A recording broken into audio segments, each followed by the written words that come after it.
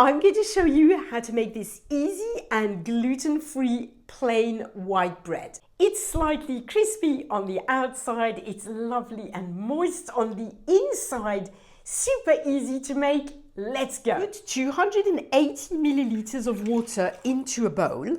Add 7 grams of dried yeast and sprinkle just half a teaspoon of sugar to activate the yeast. Now let this stand for about 10 minutes until the yeast is activated.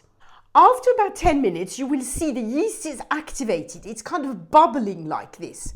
Now, add 80 grams of rice flour, 45 grams of buckwheat flour, 80 grams of potato starch, 25 grams of cornflour, 25 grams of ground almonds, 7 grams of psyllium husk powder, 5 grams of salt, and a tablespoon of olive oil. And now give all this a really good, thorough mix. When it's all mixed, you will see it's quite a runny dough. That's completely normal. It will thicken with time. Now all you need to do is take a small cake tin, line it with non-stick baking paper. That's super important, otherwise it just will stick to the cake tin. It will be a disaster. And pour the bread dough into it. There you go. Now we're going to let this rise for 30 to 60 minutes. Depends on the temperature of the room. Just let it rise until it's kind of doubled in size. So there you go. As you can see, after about an hour, the dough has risen beautifully. And now you just need to pop your bread into the oven for 30 minutes at 210 degrees Celsius. After 30 minutes, take your bread out of the oven and then take the bread out of the cake tin. Pull the sides of the paper down, just like this, and then put the bread back into the oven for a further 10 minutes.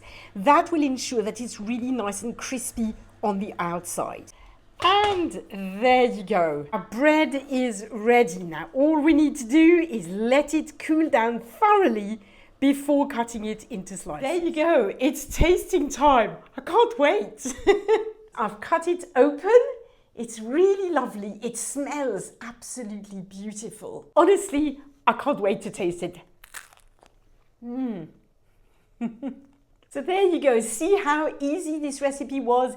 It's perfect to eat with a bit of jam, butter, some savory spreads. You can make sandwiches with it. And as usual, you can freeze the entire loaf of bread, or you can cut it in slices and freeze the slices and then just take them out of the freezer one by one, pop them in the toaster.